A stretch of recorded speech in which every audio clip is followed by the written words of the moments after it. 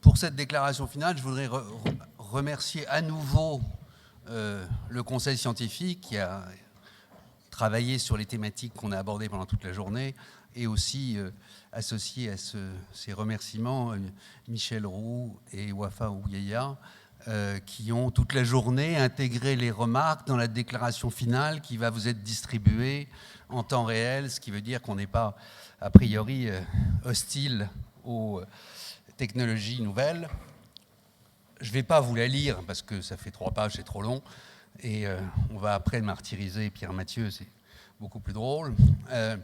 Donc vous la lirez, et puis il y aura une interrogation écrite lundi, bien sûr. Enfin, là, je parle pour mes étudiants. Juste un mot de diagnostic et puis quelques mots de proposition. Sur le diagnostic, la crise n'est pas finie et les jeunes sont parmi les principales, pas tous. Bien sûr, il y a des start-upers, mais beaucoup de jeunes sont parmi les principales victimes de la crise, ce qui quand même mérite réflexion. Au niveau du diagnostic, deuxième remarque, les mutualistes et les structures coopératives doivent sortir vainqueurs de la crise. Pour 2 raisons. Parce que leur modèle est un modèle particulièrement performant, je vous le rappelle, client sociétaire, un homme, une voix, le long terme, pas d'obsession du profit. Si avec ça, elles ne s'en sortent pas vainqueurs, c'est qu'il y a un vrai problème. Et puis, deuxième raison qu'on a découvert au fil de la journée, entre les structures mutualistes et coopératives d'une part, et des nouvelles formes d'organisation du travail. Alors on dit ubérisation, mais on a eu Blablacar, on a eu Lulu dans ma rue, on a eu des exemples d'organisation du travail qui sont quand même assez proches, et probablement dans ce domaine-là, il y a des choses à méditer, à réfléchir, et j'espère que cette journée a permis de faire avancer la réflexion. Voilà pour le diagnostic, il est quand même d'une banalité assez grande. Sur les propositions, je vais les regrouper sous un seul titre, il faut changer de pilule. Je dis ça de temps en temps à mes étudiants, quand ils s'assoupissent un peu.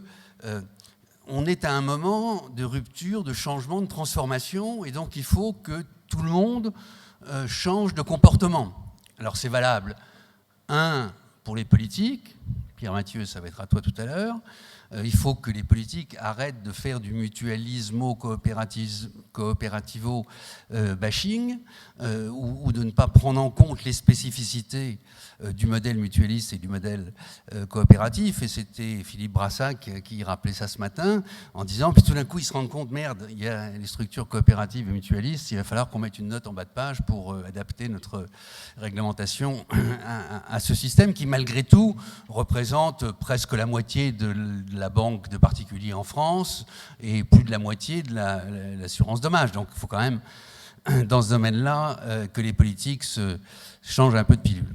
Il faut aussi que les mutualistes et les structures coopératives changent de pilule, parce que la modernité les rattrape et il ne faut pas qu'elle les dépasse. Alors, c'est vrai en matière de gouvernance. Je pense qu'il faut plus de jeunes dans les instances de gouvernance des structures mutualistes et coopératives. Quand j'ai dit « je », c'est encore une fois la synthèse de nos débats. 2, il faut qu'elles continuent à se mondialiser. Là aussi, Philippe Brassac a évoqué ça ce matin. Il n'est pas question de retourner en arrière. 3, il faut évidemment qu'elles communiquent beaucoup plus qu'elles ne le font aujourd'hui. Communiquent individuellement, mais aussi collectivement pour mettre en avant leurs valeurs et leurs spécificités. Et enfin, il faut qu'elles affrontent les nouvelles technologies sans peur et sans reproche, au niveau interne, mais aussi avec les structures qui sont autour. 3 choses sur les nouvelles technologies. On l'a dit, on le répète, il faudra le répéter, ce n'est pas un but, c'est un moyen. Et donc, il faut s'en servir comme un moyen. 2, j'ai bien aimé l'expression d'Arnaud Jacquillat, conservatinovant, je crois que c'est ça, conserver les valeurs et innover. C'est un bon mélange et c'est autour de ça, je crois, que les structures mutualistes et coopératives peuvent réfléchir. Et enfin, 3 priorités. 1, la formation. 2, la formation. Et 3, la formation. Dans ce domaine-là, il est clair que c'est la formation initiale et continue qui permettra aux structures mutualistes de s'adapter aux nouvelles technologies. Donc, les politiques ont changé de pilule, les institutions mutualistes et coopératives vont changer de pilule. Il faut aussi que les jeunes y changent de pilule. Il faut aussi qu'ils prennent leur destin en main. Ils ne peuvent pas attendre toujours tout de l'extérieur. Et dans ce domaine-là, je leur suggère, et je reprends la question d'une de mes étudiantes, si j'ai bien compris que c'était une de mes étudiants, comment on fait pour rentrer dans une structure mutualiste et coopérative? Je réponds, posez-leur la question, allez les voir. Et donc, vous avez toute la fin de la journée pour essayer de dégoter un stage avec tous les intervenants qui se sont passés dans la journée, mais bougez-vous les fesses. Voilà, c'est la conclusion de...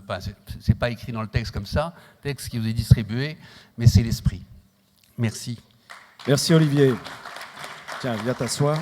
Ici, ce sera moins décalé. Alors, Pierre-Mathieu Duhamel, vous ne cherchez plus de stage, évidemment. Il y a pas de... Vous ne cherchez plus de conseils non plus. Par contre, vous allez nous dire votre regard, justement, sur la question qui a été traitée tout au long de cette journée. Donc, le mutualisme, la coopérative, la digitalisation galopante. On a vu tous les enjeux. Vous avez entendu tout cela. Votre position sur le sujet? Si vous permettez, d'abord, je voudrais avoir un tout petit moment d'émotion. La dernière fois que je suis venu dans ce lieu, c'était à l'époque où la première année de Sciences Po y était installée. Et donc les dernières paroles que j'ai dû entendre résonner en ces lieux étaient celles du doyen Georges Vedel ou de Jean-Claude Casanova. Alors malheureusement, ça fait une datation au carbone 14 de mon âge, mais en même temps, on n'est jamais, monsieur le professeur, quelques décennies plus tard, que le pâle reflet des choses essentielles qu'on a entendues dans un lieu comme celui-là. Donc, vous voyez, je le ressens presque par onde vibratoire. Voilà. Séquence émotion. Après, venons-en au sujet qui naturellement vous a occupé tout au long de la journée.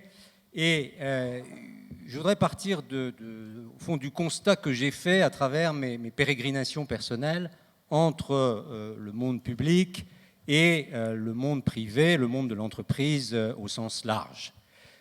Il m'a permis de confirmer un constat que tout le monde connaît, mais qui est réel, qui est la profonde antinomie qui persiste dans notre organisation collective, économique et sociale, entre ces deux univers. Le monde public, entendu au sens large, mais au sens des institutions politiques, de l'État, des collectivités locales aussi au demeurant, reste largement dans notre imaginaire le monde où on porte l'intérêt public et où on exprime au fond l'intérêt commun avec une logique de long terme que l'on est censé mettre en œuvre. Le monde de l'économie et le monde de l'entreprise reste celui où on est en mesure de générer de la création, je ne dis même pas de richesse, j'ai retenu l'un des mots qui a été utilisé tout à l'heure, mais de valeur, à tout le moins. Et alors, c'est vrai dans la plupart des organisations des grands pays développés. La différence, sans doute, chez nous, c'est que ces deux mondes coexistent dans une forme d'ignorance et, assez souvent, il faut bien le dire, d'hostilité. Culturellement, ce n'est pas toujours le même qui domine.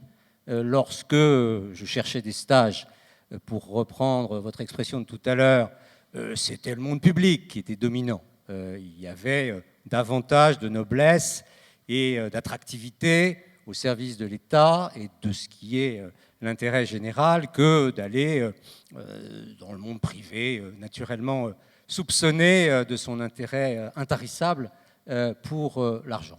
Aujourd'hui, je serais tenté de vous dire que le combat est à front renversé.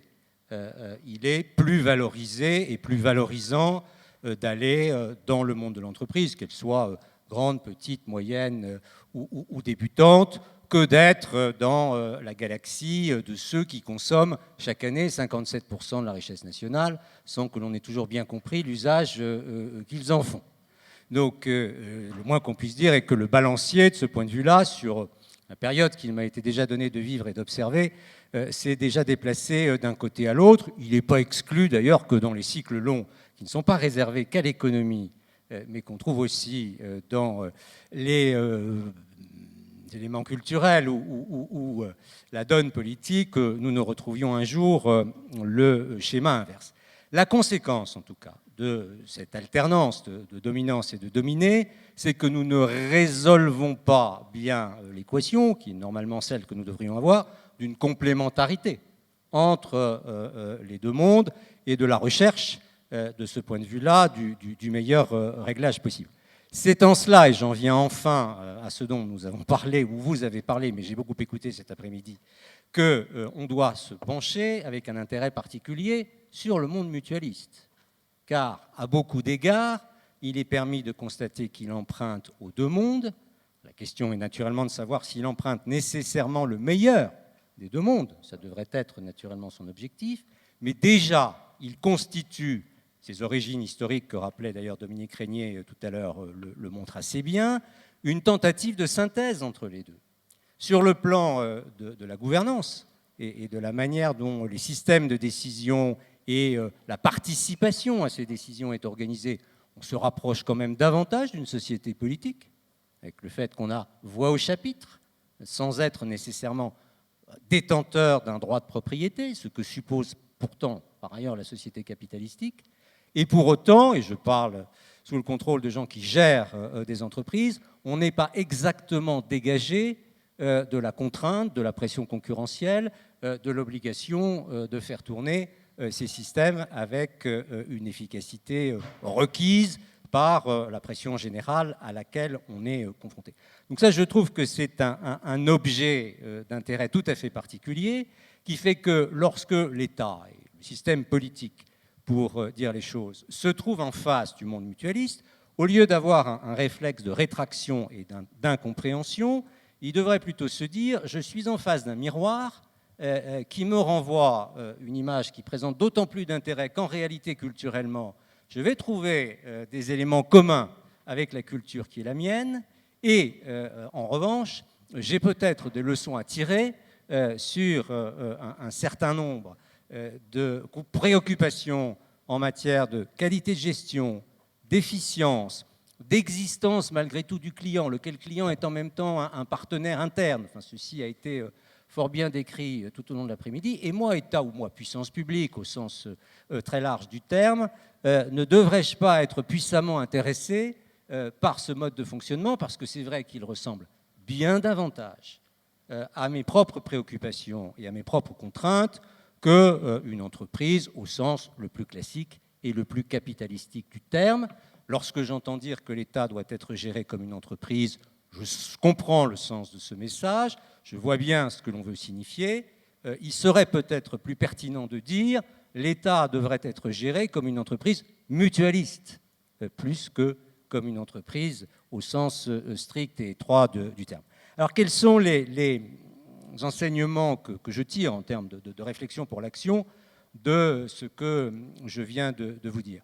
Au plan du comportement de l'État lui-même, dans j'allais dire, la relation qu'il entretient avec le monde mutualiste et dans les messages qu'il a apportés sur le monde mutualiste, il devrait déjà être extrêmement proactif. Alors je parle de l'État, pour le coup le nôtre, dans le dialogue qu'il est amené à entretenir sur ces sujets avec l'étage européen et communautaire, parce que c'est tout de même un sujet que l'existence de l'Union européenne pour ce qui est du modèle mutualiste que nous connaissons bien et qui est particulièrement développé en France.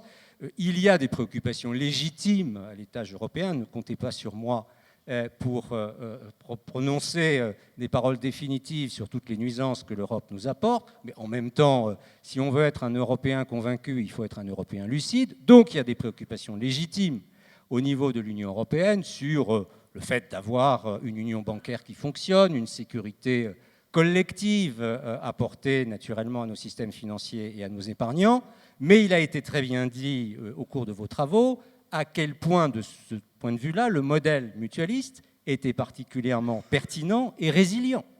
Et j'ai entendu Olivier Klein dire avec beaucoup de conviction que ces caractéristiques de grande décentralisation, la souplesse qu'il comporte et la combinaison avec le numérique permettaient à la fois une appréciation très précise et très performante du niveau des risques et en même temps une capacité de gestion de ces risques qui soit, à certains égards, moins dangereuse sur le plan systémique que les très gros objets lourds et centralisés que représentent les banques classiques. Ce sont des messages politiques que les autorités politiques nationales doivent porter au niveau communautaire pour expliquer la pertinence et l'intérêt d'un modèle comme celui que constitue le système mutualiste. Et si je vais un cran plus loin dans le raisonnement, puisqu'aujourd'hui on a besoin de réinventer l'Europe politique, il serait probablement souhaitable de lui passer également ce message qu'au fond, la forme d'organisation mutualiste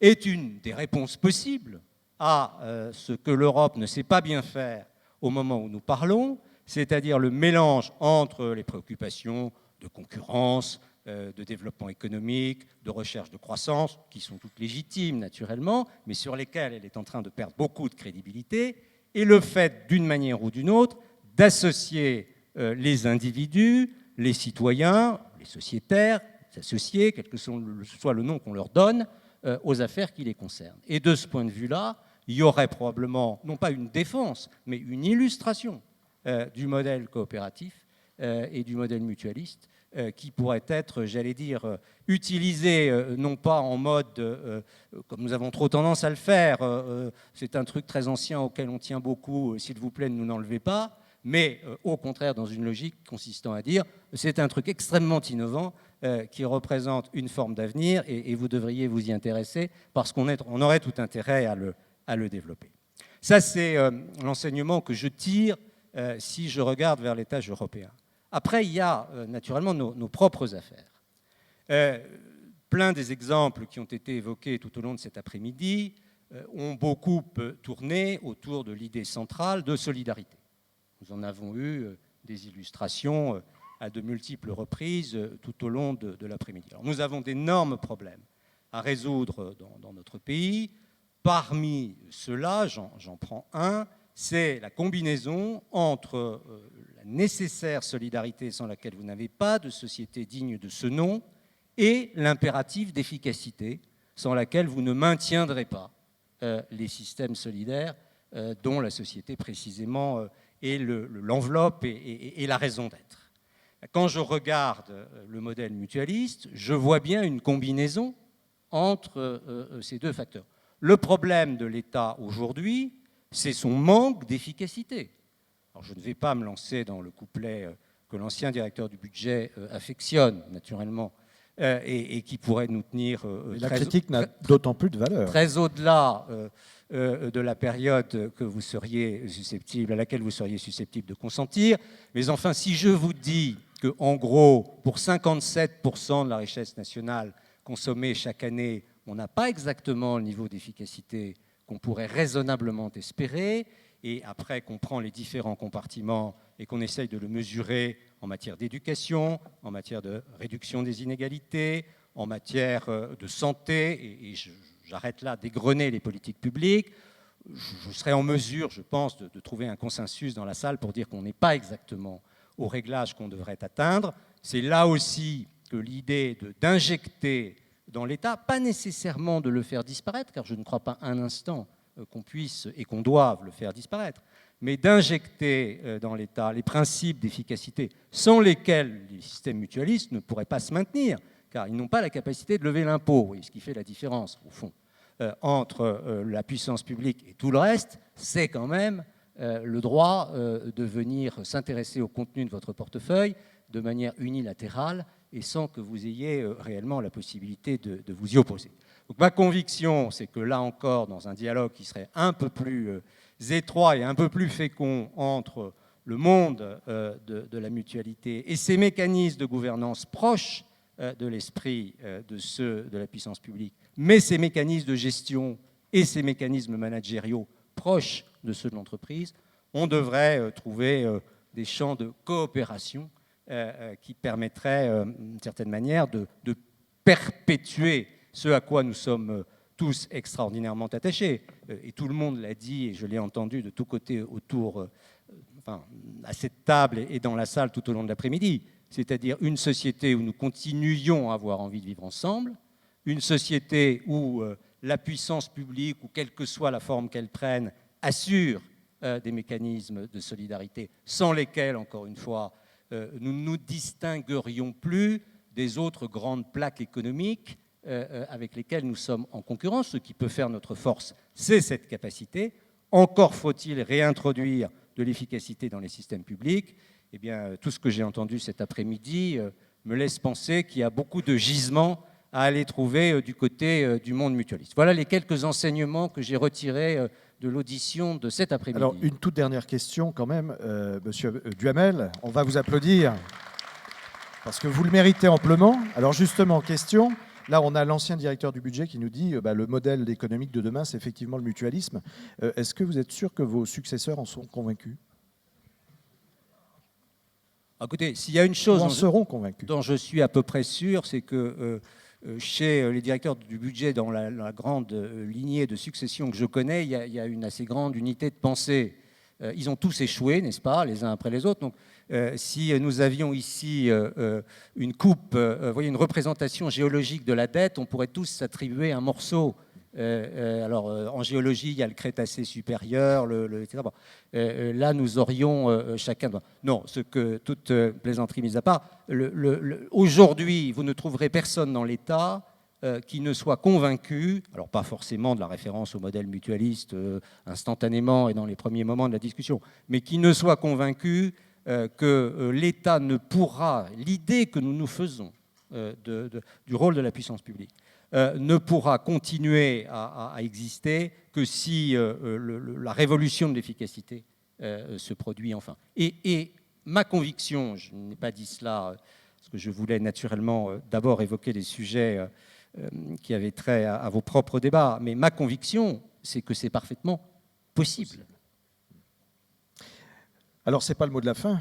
Olivier Pastré, président Pastré, vous ne pouvez que vous réjouir face à cette perspective heureuse. Mais oui, mais on va y arriver. C'est un peu long et compliqué, mais on va y arriver. On est arrivé au terme de nos travaux. Je voudrais, en votre nom, après je vous solliciterai directement, remercier les organisateurs, Equancy, Associés en Finance, Boréal, tous ceux qui ont fait que c'était quand même plutôt agréable et bien foutu. Je voudrais remercier en votre nom Emmanuel, et je remercierai de votre part. C'était un grand plaisir et j'ai appris beaucoup de choses. Remercier nos partenaires, remercier les intervenants, mais je voudrais faire 2 remerciements en votre nom et je vous demanderai de les applaudir à tout rompre. Pour ceux sans qui ces assises n'existeraient pas. D'abord, Jean-Hervé Lorenzi, on était 2 au départ, on est toujours 2, on s'engueule tout le temps, mais c'est quand même grâce à lui, au moins autant qu'à moi, que ces assises ont lieu. Et puis deuxièmement, la personne que beaucoup d'entre vous dans la salle connaissent intimement sans l'avoir jamais vue, qui est, je lui demandais, alors la dernière fois je lui ai demandé de venir, elle n'a pas voulu, mais au moins qu'elle se lève, c'est évidemment Valérie Gruet, sans lesquelles ces assises...